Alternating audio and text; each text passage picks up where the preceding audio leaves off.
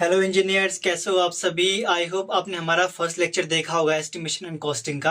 तो एस्टिमेशन का and costing का हम फर्स्ट लेक्चर था, उसमें हमारा लास्ट टॉपिक क्या था, आपका टाइप्स ऑफ एस्टिमेट। तो देखो इस वीडियो में ना हम आपको जितने टाइप ऑफ एस्टिमेट है उन सबको हम कवर करेंगे और कुछ एक्स्ट्रा यहाँ पे जो पॉइंट्स है या फिर टॉपिक है उनको भी हम कवर करेंगे। तो वीडियो को स्टार्ट करने से पहले मैं सभी स्टूडेंट से एक ही बात कहना चाहूंगा, अपने कॉपी और पेन लेके बैठ जाओ और इन सब चीजों को यहाँ पे आप नोट डाउन करो ताकि आप इन्हें बाद में अपने नोट्स में बना सको।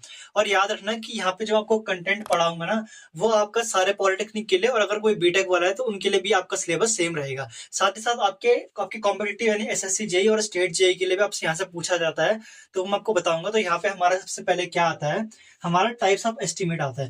अब देखो टाइप्स ऑफ एस्टिमेट मैंने आपको 5-6 टाइप्स बताए थे ना, उसमें से आपका ये पहला टाइप आता है। तो इसके बारे में अगर हम देखिए तो क्या है, पहला आपका रफ एस्टिमेट है। आपका एस्टिमेट मैंने आपको बताया था ना कि रफ एस्टिमेट कब बनता है। रफ एस्टिमेट आपका एडमिनिस्ट्रेटिव अप्रूवल से पहले बनता है। एडमिनिस्ट्रेटिव अप्रूवल से पहले मतलब आपका जो प्रशासनिक स्वीकृति होती है ना, मतलब जो एडमिनिस्ट्रेटिव उसे अप्रूव करता है, जैसे कोई डिपार्टमेंट हो गया, तो उससे पहले आपका ये रफ एस्टिमेट बनाया जाता है। इसे आपका अप्रॉक्स एस्टिमेट कहते हैं। अप्रॉक्स या फिर आपका जो अंदाजे से बनाया जाता है ना, वही आपका होता है रफ एस्टिमेट। इसमें आपका क्या आता है, इसमें आपका पहला टाइप जो आता है वो आपका है प्रीलिमिनरी यानी कि प्रारंभिक एस्टिमेट, या फिर इसे हम एब्स्ट्रैक्ट एस्टिमेट के नाम से भी जानते हैं। या आपसे ऐसा क्वेश्चन घुमा के पूछ सकता है कि प्रीलिमिनरी को किस नाम से जाना जाता है, तो आपका होगा एब्स्ट्रैक्ट एस्टिमेट। अब ये क्या है कि it is the least accurate estimate which has a very high chance of errors, यानी कि ये सबसे ज्यादा लीस्ट एक्यूरेट है, मतलब सबसे कम एक्यूरेसी वाला कोई अगर एस्टिमेट है तो वो आपका कौन सा है, आपका एब्स्ट्रैक्ट या फिर आपका प्रीलिमिनरी एस्टिमेट। इसके अंदर ना बहुत ज्यादा एरर की चांसेस होता है, यहाँ पे लिख भी रखा है कि यहाँ पे बहुत ज्यादा एरर्स की चांसेस होंगे। दूसरा यहाँ पे पॉइंट क्या लिखा हुआ है, it is use to provide the cost of project, यानी कि अगर हमें किसी प्रोजेक्ट की हमें लागत को बताना है तो तब हम इसका इस्तेमाल करते हैं आपका प्रीलिमिनरी एस्टिमेट का। इसके अलावा एक और पॉइंट यहाँ पे दे रखा है, this estimate is prepared by practical knowledge और कॉस्ट ऑफ सिमिलर वर्क। आप कहेंगे ये क्या बात हुई, प्रैक्टिकल नॉलेज हमें कहाँ से होगी। देखो प्रैक्टिकल नॉलेज पे क्या है, मैं आपको एग्जांपल समझाता हूँ। कभी आपने देखा होगा ना, कभी आप घर बनाते हो तो बहुत ज्यादा सजेशन आपको मिलते हैं कि आप ऐसा कर लो या फिर ऐसा कर लो। या फिर आपने कभी देखा होगा कंपैरिजन बहुत करते हैं कि इनका घर इतने लाख में बना है तो आपका घर, हमारा घर भी इतने लाख में बनना चाहिए। या फिर हमारा किसी ने सिमिलर वर्क कराया होगा ना, उसकी लागत के अनुसार हम अपना एस्टिमेट बनाते हैं। जैसे कहीं पे हाईवे कंस्ट्रक्शन करने है या फिर ब्रिज बनाना है, तो हम देखते हैं कि सिमिलर वर्क हमारा कहाँ पे हुआ था और उसकी कॉस्ट कितनी आई, उसके अकॉर्डिंग हम इसको बनाते हैं, प्रीलिमिनरी एस्टिमेट को बनाते हैं। यहाँ पे एक और पॉइंट लिखा हुआ है, this estimate does not require any detail drawing, rate of material and specifications of the project. यानी कि आप सोचो ये आपका प्रीलिमिनरी एस्टिमेट है, यानी कि प्रारंभिक एस्टिमेट है, अब इसकी स्वीकृति नहीं हुई है या फिर अप्रूवल नहीं हुआ। मुझे आपको ये चीज बतानी बहुत इंपॉर्टेंट है कि आपको कोई डिटेल ड्राइंग जो होती है ना, यानी कि आपकी डिटेलिंग इतनी ज्यादा नहीं पूछी जाती है, मतलब बनाते नहीं है, पूछी नहीं जाती, बनाते नहीं है या फिर देते नहीं है डिटेलिंग वगैरह। जो आपका रेट ऑफ मटेरियल होगा कि हर मटेरियल का कितना रेट लगा है, लमसम एस्टिमेट होता है, ये एक टाइप का लमसम आपका जो अनुमान होता है उसके अकॉर्डिंग होता है। स्पेसिफिकेशन यानी कि हमने कौन से ग्रेड का कंक्रीट इस्तेमाल करा है या फिर हमने कौन से ग्रेड की स्टील इस्तेमाल करी है, उन सब के बारे में हमें बताने की जरूरत नहीं होती डिटेल में, ये आप इसी पॉइंट में लिखा हुआ है। और लास्ट क्या लिखा हुआ है कि approximately 5% of total cost is added as contingencies. ये आपका बहुत ही इंपॉर्टेंट पॉइंट है, इसको आप नोट डाउन कर लीजिए कि आपका जो अप्रोक्सीमेटली 5% होता है ना टोटल कॉस्ट का, किसी भी प्रोजेक्ट अगर है उसका 5% जो है ना, उसको हम कंटेंजेंसीज में ऐड करते हैं। कंटेंजेंसीज मतलब क्या होता है, आपका एक्स्ट्रा कॉस्ट। इसके बारे में आगे डिटेल में पढ़ेंगे, कोई चिंता मत करो कंटेंजेंसीज क्या होता है। इसके लिए अब मैं आपको अगर एग्जांपल के लिए दूं तो ये आपका ऐसा खर्चे होते हैं ना जो आपके कंस्ट्रक्शन प्रोजेक्ट में अचानक आते हैं, यानी कि आपका किसी मटेरियल का नुकसान होना या फिर आपका जो सैंड है वो बारिश की वजह से बह जाना या फिर वहां पे कहीं पे कंस्ट्रक्शन साइट पे किसी को चोट लगना, तो उसको हम कंटेंजेंसीज में गिनते हैं। यहाँ पे लिख भी रखा है मैंने कि उसे हम एक्स्ट्रा कॉस्ट में गिनते हैं। कंटेंजेंसी या फिर एक्स्ट्रा वर्क में कहो या फिर एक्स्ट्रा एक्स्ट्रा कॉस्ट में कहो। तो आई होप आपको आपको जना समझ आ गया होगा। इसके बाद क्या है, हम आपका दूसरा एस्टिमेट पढ़ते हैं जिसका आपका प्लिंथ एरिया है, उसके बाद हम क्यूबिक रेट एस्टिमेट पढ़ते हैं। तो आप चाहे तो इसका एक बार यहाँ पे स्क्रीनशॉट ले सकते हैं। देखो यहाँ पे हमारा दूसरा टाइप शुरू होता है, आपका कौन सा है, वो आपका प्लिंथ एरिया एस्टिमेट। पहला क्या था, प्रीलिमिनरी, दूसरा आपका क्या है, प्लिंथ एरिया एस्टिमेट। आप सबसे पहले मैं आपको एक चीज बताना चाहूंगा कि प्लिंथ एरिया क्या होता है। प्लिंथ एरिया ये आप जो टर्म है ना, आप आगे बहुत बार सुनोगे ये चीज, तो मैं आपको समझा देता हूँ कि क्या है ये। देखो ये आपका कोई आपका ग्राउंड है जहां पे आपको आपका कंस्ट्रक्शन करना है, तो आपका प्लिंथ एरिया आपका क्या होगा, प्लिंथ एरिया वो एरिया होगा जो जहां पे आपको कंस्ट्रक्शन वर्क परफॉर्म करना होगा। आप अभी के लिए फिलहाल ये चीज समझो आपकी प्लिंथ एरिया आपका वो एरिया होता है जहां पे आपका पूरे जो आपका मैप है ना उसका प्रपोज्ड एरिया या फिर वो एरिया जहां पे आपको कंस्ट्रक्शन का कार्य करवाना है। तो वो आपको यहाँ पे डेफिनेशन में क्या लिखा हुआ है, डेफिनेशन तो नहीं, यहाँ पे आगे क्या लिखा हुआ है मैं आपको समझाता हूँ कि this estimate is based on plinth area of estimate, यानी कि ये जो आपका एस्टिमेट होता है प्लिंथ एरिया एस्टिमेट, ये आपके प्लिंथ एरिया जो होता है ना आपका एस्टिमेट का उस पर निर्भर करता है, प्लिंथ एरिया पे निर्भर करता है। अब प्लिंथ एरिया क्या होता है, plinth area include the covered area of building at plinth level, यानी कि प्लिंथ लेवल पे, प्लिंथ लेवल तो पता होगा ना, इतना तो सबको पता होगा प्लिंथ लेवल क्या होता है। तो प्लिंथ लेवल पे जितना भी आपका एरिया होता है ना, कवर्ड एरिया, यहाँ पे क्या लिखा हुआ है कवर्ड एरिया, इस चीज को आप ध्यान रखना, कवर्ड एरिया जो होता है आपका बिल्डिंग का उसको हम प्लिंथ एरिया में इंक्लूड करते हैं। जैसे कि आपका ये वाला एरिया हो गया ना जिसमें हमें कार्य करना है, तो इसमें आपका ये देखो आपका क्लोज्ड है एकदम, आपका मतलब चारों तरफ से कवर है, तो ये आपका प्लिंथ एरिया हो गया। अब प्लिंथ एरिया को ना आगे कुछ लोग क्या कहते हैं, प्लिंथ एरिया को आप ऐसा कहते हो कि फाउंडेशन से आपका ऊपर वाला जो भी आपका होता है वो आपका प्लिंथ लेवल होता है, या फिर आपका जो ग्राउंड लेवल होता है उसको आप प्लिंथ लेवल कहते हो। तो इसके बारे में हम आगे डिस्कस करेंगे कि आपका कब आपका जो आपका वरांडा है उसको इंक्लूड करते हैं, कब उसको इंक्लूड नहीं करते हैं, काफी चीजें आती है प्लिंथ लेवल पे, तो हम आगे पढ़ेंगे। यहाँ पे क्या लिखा हुआ है कि एक पॉइंट लिखा हुआ है कि this estimate is accurate as compare to preliminary estimate, यानी कि जो हमारा प्रारंभिक एस्टिमेट था या फिर हमारा प्रिलिमिनरी एस्टिमेट जो था उससे ज्यादा आपका एक्यूरेट कौन सा है, आपका प्लिंथ एरिया एस्टिमेट। ये चीज को आप ध्यान रखना, अगर पूछेगा कि तीनों में से यानी कि क्यूबिक रेट एस्टिमेट जिसके बाद पढ़ाऊंगा और प्लिंथ एरिया और आपका प्रीलिमिनरी, इनमें से मोस्ट एक्यूरेट कौन सा है, तो वहां पे आपका क्यूबिक रेट एस्टिमेट आएगा। वो क्यों आएगा वो मैं आपको आगे बताऊंगा। तो यहाँ पे आप पहले लास्ट पॉइंट देख लो कि अगर आपको प्लिंथ एरिया एस्टिमेट निकालने को बोलता है न्यूमेरिकल में, अगर आपसे पूछता है तो यहाँ पे इसका फॉर्मूला क्या बनेगा, जो भी आपका टोटल प्लिंथ एरिया आपको दे रखा होगा, टोटल प्लिंथ एरिया आपको जो दे रखा होगा ना वो मीटर स्क्वायर में होगा, एरिया हमेशा मीटर स्क्वायर में होता है, और जो रेट होगा, रेट मतलब पर मीटर स्क्वायर का रेट कितना होगा, यानी कि अगर 1 मीटर स्क्वायर का रेट मान लो आपका कितना, आपका 100 है, सिर्फ 100 रुपए है, तो आपका 1000 मीटर स्क्वायर का एरिया कितना होगा, तो आप यहाँ से निकाल सकते हो मल्टीप्लाई करके, जो आपका प्लिंथ एरिया होगा उससे आपका रेट का गुणा करना है या फिर मल्टीप्लाई करना है, तो आपको टोटल आपका जो प्लिंथ एरिया एस्टिमेट होगा वो आपको फाइंड हो जाएगा। तो इसको मैं एरेज करता हूँ यहाँ पे। तो यहाँ पे ना आप चाहो तो इसका आप नोट कर सकते हो, या फिर चाहो तो वीडियो को पॉज करके इसका स्क्रीनशॉट ले लो। तो इसके बाद हम आपके नेक्स्ट टॉपिक पे चलते हैं। अब हमारा यहाँ पे रफ एस्टिमेट का आपका जो तीसरा टाइप आता है वो है आपका कौन सा, आपका क्यूबिक रेट एस्टिमेट। अब यहाँ पे पहले हम इसको देखते हैं, क्यूबिक रेट जो आपका एस्टिमेट है इसको हम क्यूबिक कंटेंट एस्टिमेट भी कहते हैं। इसका दूसरा नाम क्या है, क्यूबिक कंटेंट एस्टिमेट। इन सब चीजों को आप यहाँ पे नोट डाउन करते रहो। और मैं एक चीज आपको बता दूं कि हमारे कॉम्पिटेटिव जो एग्जाम होता है ना वहां पर थ्योरी आपको लिखनी नहीं होती है, वहां पे जो आपका फॉर्मेट होता है ना वो एमसीक्यूज टाइप क्वेश्चन आपके आते हैं। तो वहां पे आपको ना थ्योरी मालूम होनी चाहिए कि थ्योरी एक्चुअल में होती क्या है, इसलिए मैं आपको कह रहा हूँ इन सब चीजों को नोट डाउन करो। और जितने भी अभी कॉलेज वाले स्टूडेंट जो इसे देख रहे हैं ना वो इन सब चीजों को ना एज इट इज नोट करो, ताकि अगर आपसे पूछता है कि आपका एस्टिमेट है, एस्टिमेट के टाइप क्या है, तो वहां पे आप इन सब चीजों को लिख के ना अच्छे से अपने कॉलेज में स्कोर कर सकते हो या फिर कॉलेज एग्जाम में अच्छे नंबर ला सकते हो। तो यहाँ पे आपका पहला क्यूबिक रेट एस्टिमेट क्या है, इसके बारे में हम जान लेते हैं कि this estimate is based on volume of the building. Volume में आपको पता होगा क्या आता है, लेंथ, ब्रेथ और हाइट तीनों आती है इसमें। और हमारा प्लिंथ एरिया में क्या था, सिर्फ हम आपकी लंबाई और चौड़ाई को ले रहे थे, हम ऊंचाई को उसमें इंक्लूड नहीं कर रहे थे, इसलिए हमारा वो उतना एक्यूरेट नहीं था। ये हमारा इसलिए इतना एक्यूरेट होता है, मैं यहाँ पे लिख देता हूँ, ये आपका मोस्ट एक्यूरेट होता है। मैं अगर यहाँ पे लिख दूं तो ये आपका यहाँ पे मोस्ट एक्यूरेट होता है। वो क्यों होता है, क्योंकि इसके अंदर आप वॉल्यूम को इंक्लूड करते हो। वहां पे क्या था, आपका प्लिंथ एरिया था, यहाँ पे क्या है आपका हाइट ऑफ बिल्डिंग को आप इंक्लूड करते हो। यहाँ पे वो पॉइंट लिख नहीं रखा है लेकिन मैं आपको बता रहा हूँ ये सब चीज। अब क्या है कि आपको एग्जाम्पल देता हूँ, ये आपका कोई घर है, मान लो किसी ने घर बनाया, ये था 10 फीट का, ये 10 फीट का आपकी ये ऊंचाई थी इस घर की, तो इसकी जो कॉस्ट आई वो आई आपकी 1 लाख रुपए। अब अगर आप ये घर बनाना चाहोगे, आपकी कॉस्ट आई माना 2 लाख रुपए, 2 लाख या फिर 1.25 लाख, 1.25 लाख मान के चलो। तो वो कैसे आई, जब आपने इसकी जो हाइट है उसको 10 नहीं, आपने उसको 12 फीट माना, आपने उसकी हाइट रखी, वो आपकी 12 फीट आई। तो आपका देखो कि आपका रेट में कितना अंतर पड़ गया, मतलब हाइट इंक्रीज करने से ही आपका जो अमाउंट था, जो आपका टोटल अमाउंट था उसमें कितना अंतर आया। तो हाइट को इंक्लूड करना बहुत ज्यादा इंपॉर्टेंट है, ये चीज आप समझ गए होंगे कि अगर हाइट को जरा सा भी आपका ऊपर या नीचे करेंगे ना, तो उससे हमारा जो आपकी टोटल कॉस्ट होगी उसमें असर पड़ेगा। अगर हम कम करेंगे तो टोटल कॉस्ट थोड़ा कम आएगी, लेकिन अगर हम हाइट को इंक्रीज करेंगे तो हमारा जो टोटल कॉस्ट है वो थोड़ा बढ़ जाएगी। और याद रखना ये आपका रफ एस्टिमेट का टाइप है। यहाँ पे हम डिटेल नहीं कर रहे हैं, हम डिटेलिंग वगैरह प्रोवाइड नहीं कर रहे हैं कि हमारी क्या क्या चीजें इसमें हमारे लगेंगी। तो यहाँ पे सिर्फ अभी आपको हाइट का अगर मैं बताऊं तो आपकी हाइट से बहुत ज्यादा अंतर पड़ता है। अब यहाँ पे एक पॉइंट लिखा हुआ है कि फॉर फ्लैट रूफ सिस्टम, जो भी आपके फ्लैट रूफ सिस्टम होता है, यानी कि जिनकी छत मतलब आपकी फ्लैट होती है, बेसिकली बिल्डिंग्स या फिर कमर्शियल जो बिल्डिंग्स होती है ना, वहां पे चीजें होती है।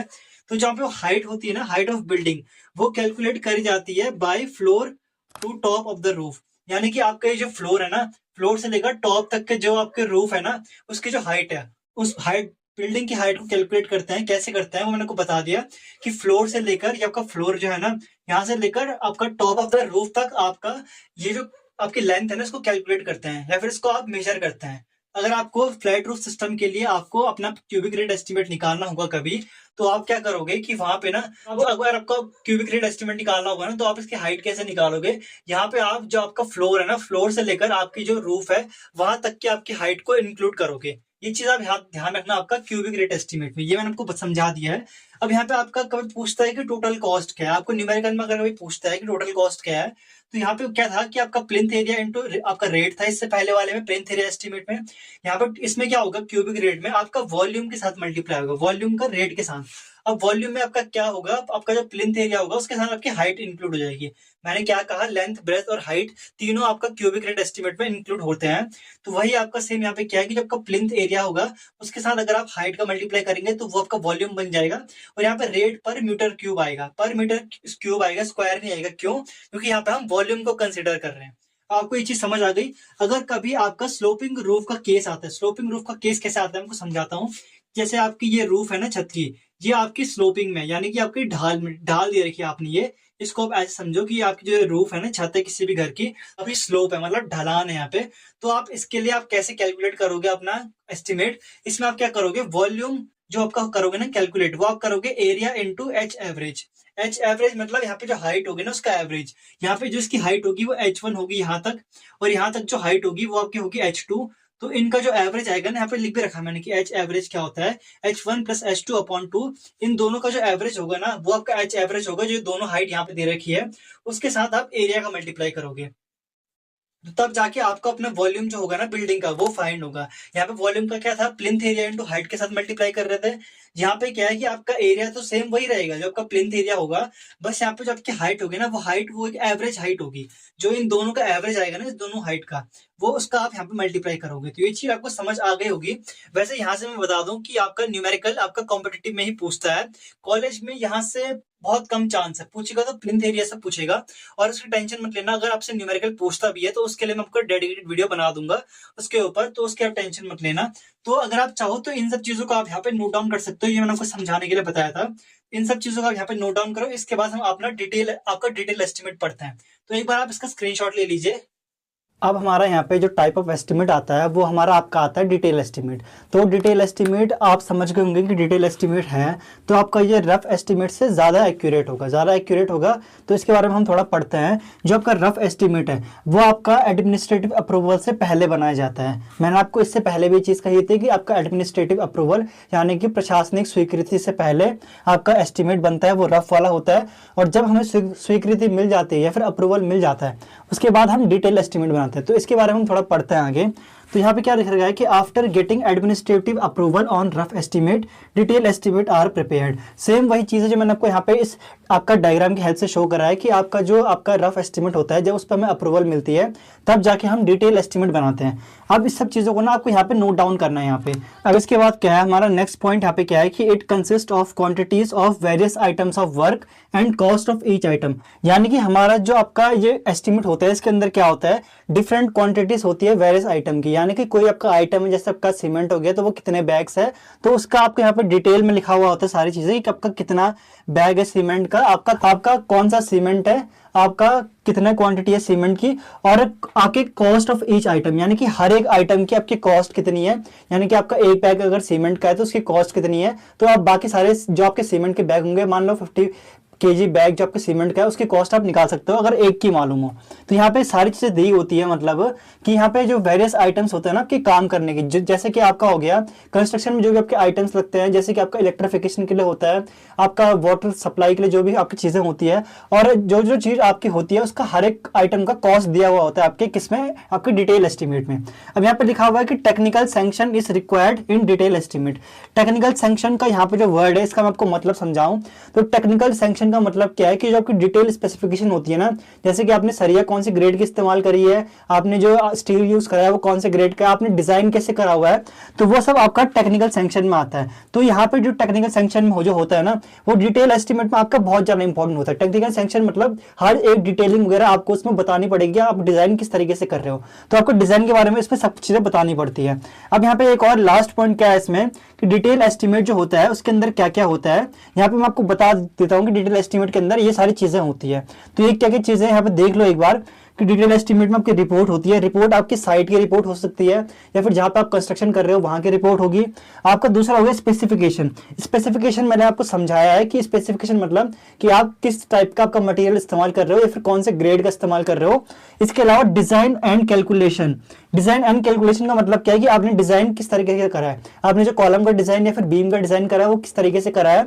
इसके अलावा कैलकुलेशन की मतलब कहाँ पे कितना लोड आपका अप्लाई हो रहा है, तो वो सब चीजों का आपको कैलकुलेशन करना बहुत ज्यादा जरूरी है। इसके अलावा रेट्स, जो भी आपका जो आइटम होगा इस्तेमाल करोगे आप, परचेस करोगे ना उसको पहले, तो उसका आपको रेट देना आपको बहुत ज्यादा जरूरी है। इसके अलावा डिटेल ड्राइंग। डिटेल ड्राइंग आपको किसमें नहीं चाहिए था, आपका रफ एस्टिमेट में, लेकिन डिटेल एस्टिमेट में आपको डिटेल ड्राइंग भी चाहिए होगी। डिटेल ड्राइंग आपकी जो प्लान सेक्शन हो गया, जो भी चीजें आपकी होती है इसमें, जो आपके मतलब डाटा दिखाती है, उन सब चीजों को आपको डिटेल एस्टिमेट में बताना पड़ता है। तो यहां तक तो मेरे को लगता है कि डिटेल एस्टिमेट बहुत ज्यादा इजी है, इसमें ज्यादा कुछ आपको समझने की जरूरत नहीं है। सिर्फ आपको ये जो पॉइंट्स मैंने समझाया है इनको आपको लिखना है और इनको थोड़ा रिवाइज करना है। कॉलेज वाले स्टूडेंट क्या करना, पेपर में अगर पूछते हैं ना टाइप ऑफ एस्टिमेट, तो ये सब चीजें आपको लिख के आनी है। अगर पूछता है कि टाइप ऑफ डिटेल एस्टिमेट क्या है, तब तो आप ये सारी जो भी चीजें यहाँ पे दे रखी है ना, इन सब चीजों को आप नोट डाउन करना। और अगर पूछता है सिर्फ टाइप ऑफ एस्टिमेट, तो आप वहां पे नाम लिख के आओगे ना, तो वो भी आपका सफिशिएंट होगा। लेकिन मार्क्स के अकॉर्डिंग देखना कि कितने मार्क्स का क्वेश्चन पूछता है। यहाँ पे एक नोट दे रखा है, ये नोट बहुत ज्यादा इंपॉर्टेंट है, इसको आप ढंग से देख लो एक बार। अप्रोक्सीमेटली जो 3 से 5% होता है ना टोटल कॉस्ट का किसी भी प्रोजेक्ट का, मान लो अगर आपका कोई प्रोजेक्ट है 1 करोड़ का, अगर आपका कोई प्रोजेक्ट है कंस्ट्रक्शन का, तो उसका जो 3 से 5% जो आपका होगा ना कॉस्ट का टोटल, तो उसको हम कंटिंजेंसीज में ऐड करते हैं। कंटिंजेंसीज मैंने इससे जस्ट पहले आपको अभी समझाया था कंटिंजेंसीज क्या होता है, तो स्टिल अभी मैं आपको बताता हूं कि कंटिंजेंसीज क्या होती है। कि आपका जो मिसलिनियस खर्चे जो आते हैं, मतलब जो खर्चे अचानक से हो जाते हैं जिनका आपको कोई आइडिया नहीं होता है, जैसे कि आपका कहीं पे डैमेज हो गया, मटेरियल का नुकसान हो गया, आपका किसी वर्कर को चोट आ गई, तो वो सब आपका 3 से 5% होता है, कंटिंजेंसीज उन्हें हम कहते हैं। तो आई होप यहाँ पे आपको समझ आ गई होंगी चीजें। इन सब चीजों को पहले आप नोट डाउन करना, उसके बाद लास्ट में इस नोट को आप जरूर से लिखना कि आपका 3 से 5% जो टोटल कॉस्ट होता है ना किसी भी प्रोजेक्ट का, वो आपका कंटिंजेंसीज के फॉर्म में होता है। 3 से 5% ही होता है, उसके बीच होता है। तो इसको आप एक बार अपना नोट डाउन कर लीजिए, या फिर चाहे तो उसका स्क्रीनशॉट ले लीजिए। इसके बाद हम नेक्स्ट टॉपिक पे चलते हैं। डिटेल एस्टिमेट में आपका कुछ पॉइंट्स आपके रह गए थे, उनको मैं आपको बताता हूं। तो यहाँ पे देख लो जल्दी से, आपके 2 पॉइंट्स यहाँ पे दे रखे हैं कि आपका जो आपको डिटेल एस्टिमेट होता है वो 2 पार्ट्स में होता है, 2 पार्ट्स फिर 2 भाग में होता है। पहले क्या होता है इसमें कि detail of measurement and calculation of quantities, यानी कि आपका जो पहला आपका जो पार्ट होता है उसमें क्या होता है कि जो आपकी मेजरमेंट है उनकी आपकी डिटेल्स होती है आपके एस्टिमेट में, और दूसरा होता है कैलकुलेशन ऑफ क्वांटिटीज, यानी कि आपकी कितनी क्वांटिटी आपको चाहिए होगी आपके कंस्ट्रक्शन के लिए, कोई भी मटेरियल हो सकता है, तो उसकी हम कैलकुलेशन करते हैं। कैलकुलेशन कैसे करते हैं, इस फॉर्म में करता है। ये मैंने आपको टेबल दे रखा है, एक तरफ आइटम होता है और एक तरफ रेट होता है। अब आपको कॉस्ट निकालने की, कॉस्ट कितनी पड़ेगी यानी लागत कितनी पड़ेगी, तो वो आपको बताता हूं। और दूसरा भाग आपका क्या होता है, यहाँ पे आपको एब्स्ट्रैक्ट निकालना पड़ता है, एब्स्ट्रैक्ट ऑफ एस्टिमेटेड कॉस्ट, यानी कि हमारी जो एस्टिमेटेड कॉस्ट जो आपकी होगी ना, जो हमारी टोटल कॉस्ट होगी या फिर एस्टिमेटेड कॉस्ट होगी, उसका आपको एब्स्ट्रैक्ट बनाना है। एब्स्ट्रैक्ट क्या होता है, यहाँ पे मैं पहले लिख रखा है मैंने एब्स्ट्रैक्ट, आप टेंशन मत लो, हर चीज का यहाँ पे मीनिंग लिखा हुआ है कि आपका एब्स्ट्रैक्ट क्या होता है, टोटल कॉस्ट जो हम कैलकुलेट करते हैं ना प्रिस्क्राइब फॉर्म में, यानी कि आपका यहाँ पे जो टोटल कॉस्ट निकलेगी, इस टेबल से आपको जो टोटल कॉस्ट निकलेगी ना, उसी को आपका एब्स्ट्रैक्ट बोला जाता है। ये चीज आप समझ गए होंगे। डेफिनेशन में क्या लिखा हुआ है कि total cost is calculated in prescribe form. Prescribe form मतलब कभी आपने प्रिस्क्रिप्शन सुना होगा ना, कभी आपको केमिस्ट या फिर डॉक्टर आपको प्रिस्क्रिप्शन देता है कि ये दवाई आपको लेनी है, तो सेम आपका जो आपका यहाँ पे होता है ना, ये आपकी प्रिस्क्रिप्शन आपकी एक टाइप की है, और यहाँ पे जो आपका टोटल आपका निकलता है ना, टोटल कॉस्ट निकलती है, उसको आप एब्स्ट्रैक्ट कहते हो। यहाँ पे जो आपकी टोटल कॉस्ट यहाँ पे निकलेगी ना टोटल, उसको आप अपना एब्स्ट्रैक्ट कहोगे। और ये आपका क्या है, आपका कैलकुलेशन ऑफ क्वांटिटीज है, ये आपका बहुत ज्यादा इंपॉर्टेंट है। आपका तीसरा या चौथा चैप्टर जो आपका होगा ना, जहां पे आपको कैलकुलेशन करनी होगी, वहां पे आपका ये टेबल बहुत ज्यादा इंपॉर्टेंट है। आगे मैं इसको डिटेल में बताऊंगा, लेकिन यहाँ पे सिर्फ आपका ओवरव्यू के लिए बता रहा हूँ आपको। तो ये चीज आपको समझ आ गई कि आपका जो आपका एस्टिमेट होता है वो दो पार्ट्स में होता है। पहले में क्या होता है, डिटेल्स ऑफ मेजरमेंट, यानी कि आपकी जो मेजरमेंट होती है उनका डिटेल होती है, और आपका कैलकुलेशन ऑफ क्वांटिटीज, यानी कि 50 बैग आपका सीमेंट लगा है, उनका हमने कैलकुलेशन करना है कि टोटल कॉस्ट कितनी आएगी आगे, उसको हम आपका एब्स्ट्रैक्ट कहते हैं। जब हम टोटल कॉस्ट को पता करते हैं, जो कि हमें एक प्रिस्क्राइब फॉर्म में, प्रिस्क्राइब फॉर्म मतलब एक आप समझो कि आपका प्रॉपर फॉर्म में, या फिर आपका एक फॉर्मल वे में, एक तरीके से पूरा सीक्वेंस वे में होता है, तो उसको आप एब्स्ट्रैक्ट कहोगे कि आपका एक सीक्वेंस वे या फिर आपका एक प्रिस्क्राइब फॉर्म में आपके यहाँ पे दे रखा है। तो यहाँ पे आप टोटल कॉस्ट निकाल लोगे कि आपका सीमेंट, आपको 50 बैग चाहिए, आपको एक बैग का सीमेंट, एक बैग सीमेंट का रेट कितना है, 300 रुपए है, तो आपको टोटल कॉस्ट कितनी आएगी, 300 को अगर आप 50 बैग से मल्टीप्लाई करोगे तो इतना आपकी कॉस्ट यहाँ पे आएगी। तो आप इस सब चीजों को ना जरूर से नोट डाउन करना है यहाँ पे, ये बहुत ज्यादा इंपॉर्टेंट है। और आप चाहो तो इसका एक बार इसका भी स्क्रीनशॉट ले सकते हो। अब यहाँ पे क्या है कि आपका जो एस्टिमेट का नया टाइप आता है वो आपका कौन सा टाइप है, आपका रिवाइज एस्टिमेट। अब यहाँ पे ना इसको टॉपिक को शुरू करने से पहले यार, मैंने काफ़ी बार ना ये वीडियो रिकॉर्ड करी है, तो मैं इसे पार्ट्स में डिवाइड करता हूँ ना इस वीडियो को जब मैं रिकॉर्ड करता हूँ। तो जो इससे पहले वाले पार्ट्स हैं उसमें थोड़ा सा आपको ऑडियो का इशू आएगा, मेरे को मालूम है थोड़ा ऑडियो का इशू आएगा इसमें, तो इसको आप थोड़ा मैनेज कर लेना। इस बार मैंने माइक को थोड़ा चेंज करके मतलब प्लेस करा है ना, तो ताकि आपको ऑडियो थोड़ा क्लियर आए। तो यहाँ पे क्या है कि हमारा जो रिवाइज एस्टिमेट है, कभी भी जब आप किसी टर्म के बारे में पढ़ते हो तो उससे पहले उस टर्म को समझा करो। रिवाइज मतलब है हमें रिवीजन की जरूरत क्यों पड़ती है, रिवाइज की मतलब वहाँ पे कुछ हमें इंप्रूव करना होगा या तो कुछ गलतियां हुई होगी जिसे हमें सुधारना है, तो रिवाइज हम इसीलिए करते हैं। तो यहाँ पे आपका रिवाइज का मतलब क्या है मैं आपको बताता हूँ। यहाँ पे क्या लिखा हुआ है, a detail estimate is revised when, हम आपका जो आपका क्या बोलते हैं रफ एस्टिमेट जो आपका था ना, उसको तो हमारा सिर्फ वो टेम्परेरी टाइप का, मतलब वो परमानेंट नहीं था, बट हम अगर डिटेल एस्टिमेट को भी हम रिवाइज करना पड़ रहा है, तो हम उसे क्यों रिवाइज कर रहे हैं, उसके दो रीजन है। पहला रीजन है कि the sanction cost exceed by 5%, यानी कि जो हमारी सैंक्शन कॉस्ट थी, यानी कि हमें जो भी हमारी कॉस्ट हमें ना हमारे डिपार्टमेंट ने अलॉट करी थी या फिर दी थी, वो 5% से बढ़ गई है। यानी कि आप अगर आपकी कॉस्ट थे 1 करोड़ रुपए, तो वो 5% से बढ़ गई ना, तो उसका बहुत ज़्यादा इम्पैक्ट आता है। तो इसलिए हमें आपका रिवाइज एस्टिमेट बनाना पड़ता है।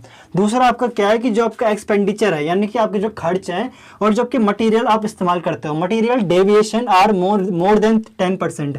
डेविएशन आर मोर देन 10% का मतलब क्या है कि जो आप मटेरियल में बदलाव करते हो, आप जब मटेरियल में बदलाव करते हो ना, तो वो आपका जब बदलाव होता है वो आपका 10% से ज़्यादा है। मतलब पहले वाले केस में क्या था कि जो आपकी जो सैंक्शन अमाउंट थी या फिर जो अमाउंट आपको अलॉट की गई थी, आपको प्रदान की गई थी, वो उसकी जो लागत है वो 5% से बढ़ गई। मतलब अब हमें जो सैंक्शन कॉस्ट है वो हमारी 5% बढ़ गई, मतलब हमें और कॉस्ट की जरूरत पड़ेगी या फिर कहो और रुपयों की जरूरत पड़ेगी हमें। और दूसरा केस क्या है कि जो आपका जो खर्च है या फिर जो आपने मटीरियल में बदलाव करे हैं वो आपके 10% से ज़्यादा है। इस केस में अगर 10% से ज़्यादा है तो तब आपको एक रिपोर्ट बनानी पड़ेगी जिसमें आपका जो मटेरियल का जो आपने चेंजेस करे हैं ना, उसके कॉस्ट को आपको बताना पड़ेगा। वही आपका लास्ट पॉइंट में लिखा हुआ है कि a report is prepared in which deviation, यानी कि जो आपने बदलाव किया है, डेविएशन कॉस्ट इज मेंशन्ड, यानी कि जो आपने डेविएशन करा है उसके बाद आपकी जो कॉस्ट या फिर लागत आ रही है उसको आपको बताना पड़ेगा। तो यहाँ पे ऐसा नहीं है कि यार मतलब आपने कुछ भी कॉस्ट यहाँ पे दिखा दी और आपने फिर से आपका एस्टिमेट को रिवाइज कर लिया। प्रॉपर आपकी जांच होती है इस चीज़ की और प्रॉपर आपकी ना एक रिपोर्ट बनाई जाती है, वो मैंने आपको बता दिया यहाँ पे। अब इसके बाद आपका आता है annual repair and maintenance estimate. वैसे आपका एनुअल रिपेयर एस्टिमेट से बोलते हैं, बट मेंटेनेंस चार्ज इसमें इंक्लूड होता है, इसलिए मैं आपको यहाँ पे ये पढ़ा रहा हूँ। अब यहाँ पे इसका मतलब क्या है, एनुअल रिपेयर यानी कि जो आपका सालाना जो आपका रिपेयर का खर्च आता है किसी भी बिल्डिंग में, उसके लिए भी हमें एक एस्टिमेट बनाना पड़ता है। ये बहुत ज़्यादा इंपॉर्टेंट है। यहाँ पे देखो, in order to keep building and road in perfect condition, अगर आप चाहते हो कि आपकी जो बिल्डिंग है जहाँ आप अभी रह रहे हो या फिर जो आपकी रोड है अगर वो परफेक्ट कंडीशन में रहे, इसलिए इस एस्टिमेट को बनाना बहुत ज़्यादा आवश्यक है। जो आपका एनुअल रिपेयर और मेंटेनेंस वाला एस्टिमेट है ये बनाना बहुत ज़्यादा इंपॉर्टेंट है, ताकि आपकी जो बिल्डिंग और जो रोड्स हैं वो आपकी सही कंडीशन में रहे। अब आपको मैं बताता हूँ आगे क्या होता है। In case of building white washing painting, concrete repair is not exceeding 2% of capital cost of building. यानी कि जब भी आप बिल्डिंग में ना आप कहीं पे रह रहे हो, पहले आप इस चीज़ को समझो कि पहले आप किसी बिल्डिंग में अगर रह रहे हो ना, तो वहाँ पे आपके पास पार्क की सुविधा होगी, आपके पास लिफ्ट की सुविधा होगी, आपके पास जहाँ पे रह रहे हो ना, अगर वहाँ पे कुछ भी आपका खर्चा आता है, आपको एक्स्ट्रा कॉस्ट देनी पड़ती है, आपको कुछ आपका मेंटेनेंस चार्ज, वो आप क्यों देते हो? क्योंकि अगर आपकी कभी आप लिफ्ट इस्तेमाल कर रहे हो, आप पार्क वगैरह इस्तेमाल कर रहे हो, तो उनके लिए आपको कुछ ना आपको देना पड़ता है पेमेंट, क्योंकि ताकि वो अपनी ओरिजिनल कंडीशन में रह सकें, इसलिए आपसे वो खर्चा लिया जाता है। अब देखो जैसे कि आपका बिल्डिंग में क्या होता है कि व्हाइट वॉशिंग वगैरह होती है, उसके लिए आपको देना पड़ता है, तो वो टोटल मिला के ना आपके मंथली या फिर आपका एक बार सालाना लिया जाता है। वैसे वो ज्यादातर मंथली में दिया जाता है, मतलब मंथली में ऐड करते हैं कि इतना आपको मेंटेनेंस कॉस्ट और इतना आपको आपका जो रहना है उसका कॉस्ट देना पड़ेगा, तो वो आपका इंक्लूड होता है। तो इसमें सारे काम आते हैं, जिससे आपका जो बिल्डिंग के केस में जो भी आपके जो काम होते हैं ना, जैसे आपका पेंटिंग हो गया, कंक्रीट कहीं पे अगर टूट रहा है या फिर क्रैक आ रही है, इसको रिपेयर करना, आपका व्हाइट वॉशिंग कराना, तो इसकी जो आपकी जो कॉस्ट होगी वो 2% से ज्यादा नहीं होनी चाहिए टोटल बिल्डिंग की कॉस्ट की। मतलब ये चीज आप समझ रहे हो कि आपकी जो बिल्डिंग की कॉस्ट होगी उसका 2% से ज्यादा नहीं होना चाहिए। कैपिटल का मतलब होता है टोटल कॉस्ट, कैपिटल कॉस्ट यहाँ पे लिखा हुआ है ना, तो इसका मतलब क्या है कि टोटल कॉस्ट अगर आपकी बिल्डिंग की 1 करोड़ है, तो 1 करोड़ के आपकी जो बिल्डिंग है ना, तो जो आपकी ये वाला जो कॉस्ट आएगी, आपकी जो बिल्डिंग के रिपेयर वगैरह का जो कॉस्ट आएगा, वो 2% से ज्यादा नहीं आना चाहिए बिल्डिंग का। बिल्डिंग का 2% कितना होगा? 1 करोड़ की अगर कोई बिल्डिंग है तो उसका 2% आप अंदाजा लगा लो कितना होगा। और अगर कोई हाई राइज बिल्डिंग है, हाई राइज बिल्डिंग और लो राइज बिल्डिंग, दो टाइप की बिल्डिंग होते हैं। हाई राइज बिल्डिंग मतलब जिसमें आपके बहुत सारे फ्लैट सिस्टम है, मान लो इसमें बहुत सारे फ्लैट सिस्टम है, तो इसमें आपका जो मेंटेनेंस कॉस्ट होगा वो आपका कम हो जाएगा। क्यों? क्योंकि यहाँ पे ज्यादा लोग हैं, तो आपकी जो कॉस्ट है वो ज्यादा लोगों में डिवाइड होगी। और अगर आपकी लो राइज बिल्डिंग है, लो राइज बिल्डिंग यहाँ पे अगर सिर्फ 2 या 3 फैमिलीज रह रही है ना, तो यहाँ पे जो कॉस्ट होगी वो हाई होगी। किसकी? आपकी एनुअल रिपेयर या फिर जो आपका मेंटेनेंस एस्टिमेट होगा। अब यहाँ पे एक चीज आपने पढ़ी होगी, आपने यहाँ पे देखा था ना कि आपने यहाँ पे बिल्डिंग और रोड के बारे में देखा था। बिल्डिंग का तो मैंने समझा दिया, अब रोड का आप क्या समझोगे? रोड का मैं अगर आपको समझाऊं, तो आपने कभी टोल सिस्टम के बारे में सुना है? टोल सिस्टम जो आपके हाईवेज में लगे होते हैं, ये उसमें क्या होता है कि आपका एक गाड़ी यहाँ से निकलती है, तो उस पे यहाँ पे या फिर यहाँ पे दोनों में से एक जगह पे आपका टैक्स लगता है। अब वो टैक्स क्यों लगता है? उसके पीछे कुछ ना कुछ रीजन होगा। गवर्नमेंट ऐसे तो है नहीं कि वो टैक्स आपका फालतू दे रही है या आपसे फालतू ले रही है वो टैक्स, तो उसके पीछे एक रीजन होता है। जब भी हम हाईवे कंस्ट्रक्शन कराते हैं तो गवर्नमेंट क्या कहती है, गवर्नमेंट अपने आप से या फिर अपने आपका जो खजाना होता है ना, आपकी गवर्नमेंट का जो आपका टोटल कलेक्शन जो होता है, वहां से वो पैसे इन्वेस्ट नहीं करती है आपके हाईवे कंस्ट्रक्शन में। वो क्या करती है, किसी प्राइवेट फर्म के बारे में आपने सुना होगा, जैसे कि आपका टाटा ग्रुप हो गया या फिर जो भी कंस्ट्रक्शन कराते हैं, या फिर बिरला ग्रुप हो गया, तो उनको वो बड़ा प्रोजेक्ट देते हैं और वो सारा उस पर इन्वेस्ट करते हैं। अब उन पर इन्वेस्ट करते हैं तो ऐसा तो है नहीं कि गवर्नमेंट उन्हें देगी, गवर्नमेंट उन्हें कहती है कि आपका जो भी आपका खर्चा हुआ है वो आप कैसे रिकवर करोगे, वो आप इन टोल सिस्टम से रिकवर करोगे। कि जैसे कोई गाड़ी यहाँ से आएगी या फिर यहाँ से जाएगी आपके हाईवे से, तो वहाँ पे जो टोल होंगे ना, वो बैरिकेडिंग वगैरह, वहाँ पे आप उनको चार्ज पे करना पड़ेगा। किसको? आपके कंज्यूमर को, जो कि उसका यूज कर रहा है आपके हाईवे का। अब होता क्या है कि वो आपके परमानेंट होते हैं। परमानेंट कैसे होता है मैं आपको अभी समझाता हूँ। जैसे कि मान लो जिस कंपनी ने इस हाईवे को बनाया, इस हाईवे को जिस कंपनी ने बनाया, उन्होंने अपनी टोटल कॉस्ट में कुछ उन्होंने अपना इन्वेस्ट वो भी तो करा होगा, इंटरेस्ट भी तो रखा होगा कि हमें इतना इंटरेस्ट भी चाहिए टोटल वापस। अगर उन्होंने माना 1 करोड़ लगाया किसी हाईवे प्रोजेक्ट में, तो उनको उसका 14% इंटरेस्ट भी तो चाहिए। चलो एक बार के लिए वो 14% इंटरेस्ट अगर इन्होंने टोटल रिकवरी कर ली, अपनी जो 1 करोड़ इन्होंने लगाया वो ये रिकवर कर लेते हैं, लेकिन जो 14% इंटरेस्ट होगा वो भी तो उनको रिकवर करना होगा, वो इतनी जल्दी से रिकवर होगा नहीं। अब इसके अलावा क्या होता है, जब आप हाईवे पे जाते हो ना, तो ये जो प्राइवेट फर्म्स होते हैं वो क्या कहते हैं कि हमने यहाँ पे प्लांटेशन वगैरह किया है, तो जो वहाँ पे मेंटेनेंस होगा हाईवे का या फिर जो आपकी रोड का मेंटेनेंस होगा, वहाँ पे भी तो कुछ खर्चा चाहिए। तो इसी कारण से जो आपके ये टोल होते हैं ना, जो आपके टोल होते हैं जिन पर आपको चार्ज पे करना होता है, ये आपके परमानेंट रह जाते हैं, मतलब ये कभी हटते ही नहीं है। क्यों? क्योंकि यहाँ पे क्या होता है कि आपका इंटरेस्ट भी आपको देना है, और जो यहाँ पे ना मेंटेनेंस वगैरह हो रही है, जैसे कि कहीं पे अगर आपका हाईवे या फिर रोड कहीं पर टूटती है, उसका आपसे लिया जाता है। अगर आप कहीं पे प्लांटेशन वगैरह आप देखोगे, वहां पर पानी वगैरह के लिए दिया जाता है। कई बार ऐसा होता है, कुछ कुछ टोल्स ऐसे होते हैं जिनकी पूरी रिकवरी हो जाती है, जो इन्होंने लगाया था पूरी रिकवरी हो गई, 14% इंटरेस्ट भी आपका रिकवर हो गया, लेकिन स्टिल वो लगे हुए होते हैं रोड पे, वो कभी हटते नहीं है। तो इसके लिए क्या होता है कि अगर गवर्नमेंट कभी आपकी इन्वेस्टिगेशन करती है तो वहाँ पे फिर केस वगैरह होता है, तब जाके वो आगे हटते हैं, लेकिन इस पर कोई ध्यान नहीं देता इतना। तो ये काफ़ी डिटेल कंसेप्ट है, ये मैंने आपको सिर्फ आपका जो क्लैरिटी है उसके लिए मैंने आपको समझाया कि रोड पे ये जो टोल सिस्टम होता है वो क्या होता है एक्चुअल में। तो यहाँ से अगर पूछेगा कभी तो शायद क्वेश्चन पूछ ले कि टोल सिस्टम होता क्या है, कभी अगर आप इंटरव्यू में जाओगे तो यहाँ से मैं आपको समझ आ गया होगा कि ये आपका एनुअल रिपेयर और मेंटेनेंस एस्टीमेट क्या होता है। बिल्डिंग के केस में क्या होगा, white washing, painting, concrete repair जो भी होगा, और यहाँ पे क्या होगा, रोड के केस में आपको टोल सिस्टम याद रखना है। और यहाँ पे क्या है, ये हाई राइज बिल्डिंग है, ये आपकी क्या है, ये हाई राइज बिल्डिंग है, मतलब यहाँ पे ज़्यादा लोग रहते हैं। और ये आपकी क्या है, ये आपकी लो राइज है।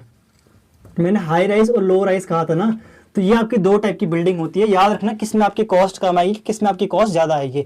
तो यहाँ तक तो आपको समझ आ गया होगा, यहाँ से मैंने बेसिक से समझाया है। तो इसके बाद हमारे 2-3 एस्टीमेट और बचते हैं, उनको हम आगे पढ़ते हैं। तो पहले आप इसका एक बार स्क्रीनशॉट ले लीजिए।